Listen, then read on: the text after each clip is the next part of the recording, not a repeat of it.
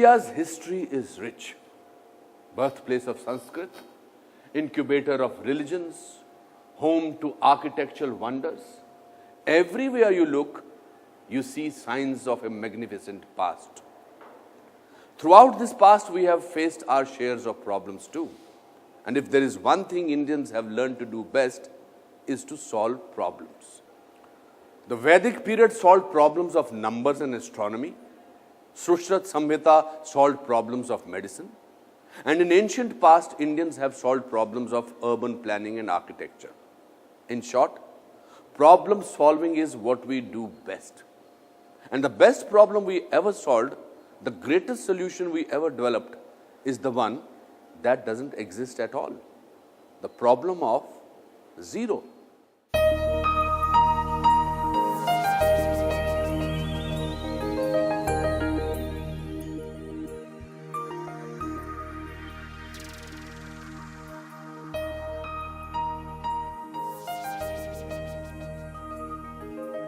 Shunya. Over 1,000 years ago, Aryabhatta unleashed the power of zero for the first time. You see, before his discovery, mathematics couldn't account for the concept of zero. There was no way to talk about the concept of nothing. His discovery was so powerful, so revolutionary, that it went on to change the entire world. Shunya became a symbol and an icon of the beginning, the origin of the point of reference, the value multiplier. Shunya shaped history, and now it has the power to shape the future. From where we stand now, our future is spiraling out of control. Greenhouse gases are at an all-time high. Our green spaces are disappearing, and every day we are failing to bring clean food and water to many of our people. So we need to start thinking critically again about this concept of zero. Zero emissions, zero waste, zero hunger, zero devastation. Once again, 1500 years later, we need to look to the power of zero. I am at the Nehru Science Center here in Mumbai, a place that signifies innovation, the power of beliefs, and perhaps most importantly, a mission to use the power of science to overcome challenges. Today, we embark on a quest for zero, a series on Times Now in association with DuPont in search of solutions to some of the most critical problems faced by India and the world. We will meet some of the most exciting innovators who are using today's science to solve today's problems. Stay with us as we unlock the power of Shunya.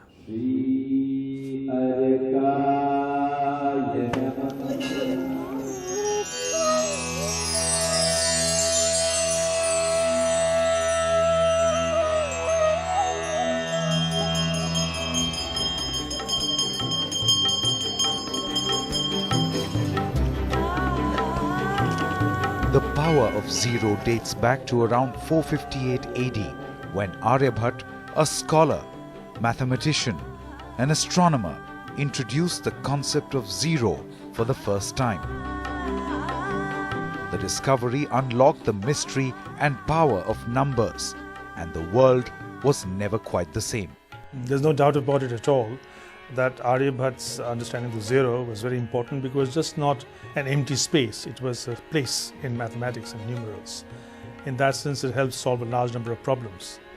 And Aryabhatta went on to make other discoveries as well. But of course, the Shunya has a certain metaphorical status. He brought it into a scientific framework and made it may have been part of popular usage, you know, at the ground level in a certain kind of way, but he is the person who made it a part of mathematics, something which could be proved, something which was scientific, something which was objective, something which then got picked up later on. It's not surprising that from India then this concept goes to the Arab world.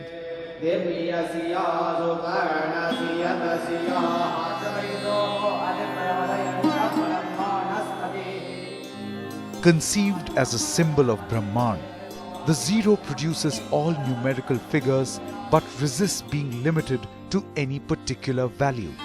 It's a concept that is so universal that it soon became the foundation for mathematics, cosmology, metaphysics, astronomy, and eventually even computers. 2, 1, 0, plus 1. Stage ignited.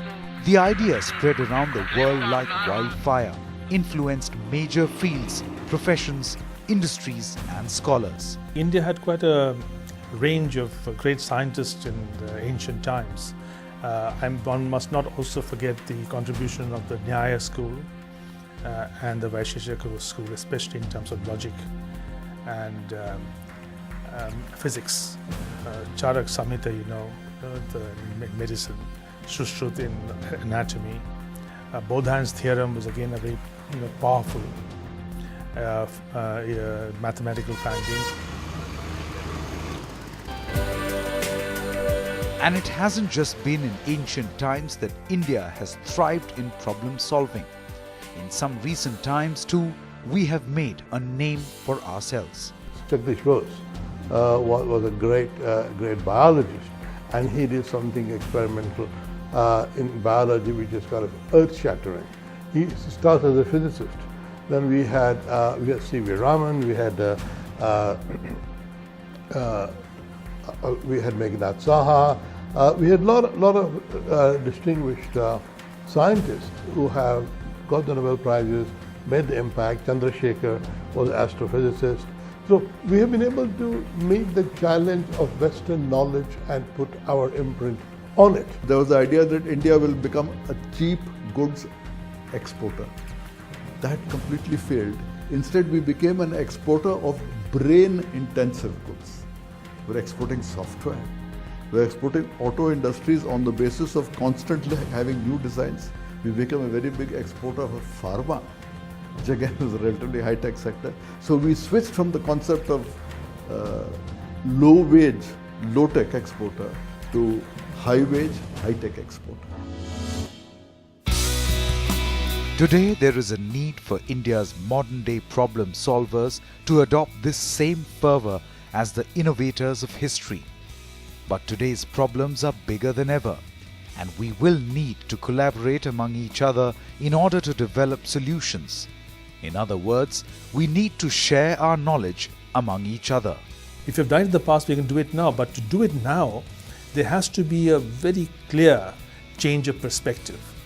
The brain power is there, but the brain power has to be used in a certain fashion, which is in keeping with modern times. Because in modern times, the dissemination of knowledge is tremendous, and now with the information system being the way they are, it's very, very, very different from what it was in the past. This idea that knowledge is shared, and shared knowledge grows. At each step of the way, you're constantly being challenged by your competitors, by everybody around you, to prove it to me. Not because you're saying so, but because I want to see the facts on the ground. I want it to be demonstrated to me. This is what modern science is about. And we need to share. Because today's problems are just too big for any one of us to solve on our own. In the last 60 years, India has changed so quickly, and yet so many of us can barely keep up. On the one hand, many of us are seeing great opportunity. But on the other, many of us are worse off than ever before.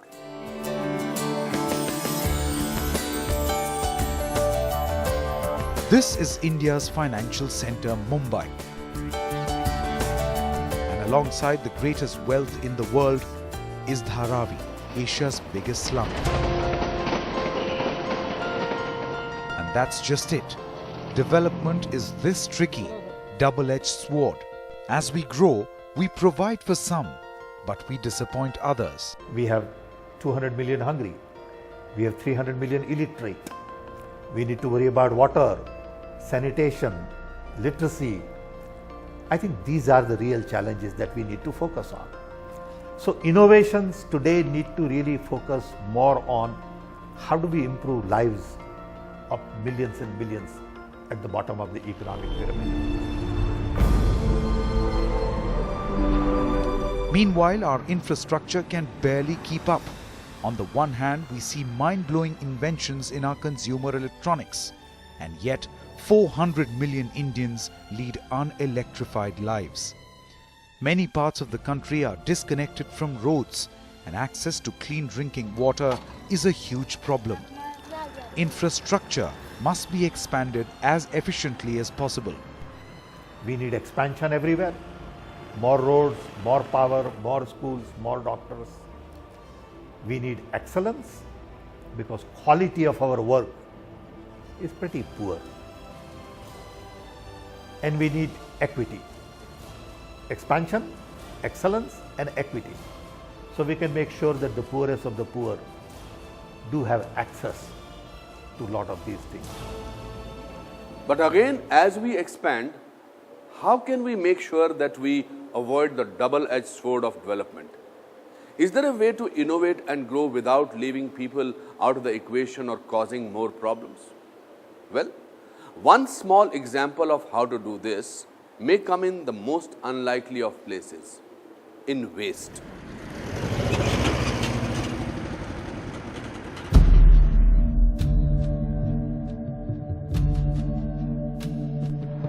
The growing nation's waste output is hard to ignore.